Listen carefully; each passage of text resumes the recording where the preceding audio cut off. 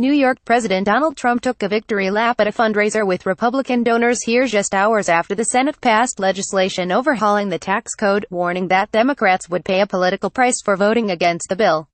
"We got no Democrat help, and I think that's going to cost them very big in the election, because basically they voted against tax cuts," the president said during the first of 3 fundraising events in Manhattan. "And I don't think politically it's good to vote against tax cuts." Story continued below. The president appeared to be in good spirits after the vote, bragging about the bill and calling it the largest tax decrease in the history of our country by far. The measure would slash the corporate rate dramatically and cut taxes for most individuals. But many people would ultimately see a tax hike, and Democrats have blasted the bill as a giveaway to corporate America and the wealthy at the expense of the middle class. The legislation would also increase the federal debt by $1 trillion over the next decade, even after accounting for new economic growth, according to the nonpartisan Joint Committee on Taxation. Trump said he urged lawmakers not to use the phrase tax reform, arguing that nobody knows what reform means. Instead, Trump said he favored underscoring the tax cuts component of the bill.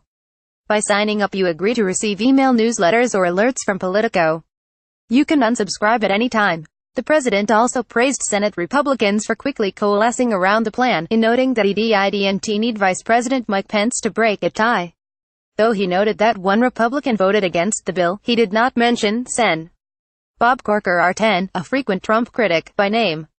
The bill passed 5,149, with no Democrats in favor. Republicans also still have more work to do before the president can claim a victory. The Senate bill will need to be reconciled with the House-passed plan, a process that is likely to reopen a series of fierce debates over the details of the legislation. As reporters were ushered out of the fundraiser, Trump could be heard regaling the crowd with stories about his win in last year's presidential election. And he predicted a victory in the upcoming elections, arguing that Democrats don't have any viable candidates. "Unless they have somebody that we don't know about right now, we are unbeatable," he said.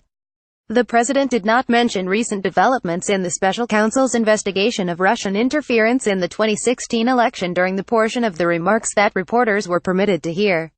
But he said he was planning on taking questions from the audience.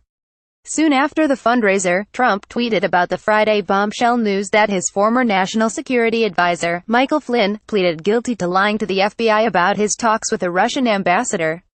Trump appeared to both distance himself from Flynn while also defending some of Flynn's actions. "I had to fire General Flynn because he lied to the vice president and the FBI. He has pled guilty to those lies," Trump tweeted. "It is a shame because his actions during the transition were lawful. There was nothing to hide." Flynn's plea included an admission that he lied to FBI agents about speaking with then Ambassador Sergei Kislyak about U.S. sanctions against Russia, as well as a pending United Nations Security Council vote targeting Israeli settlements.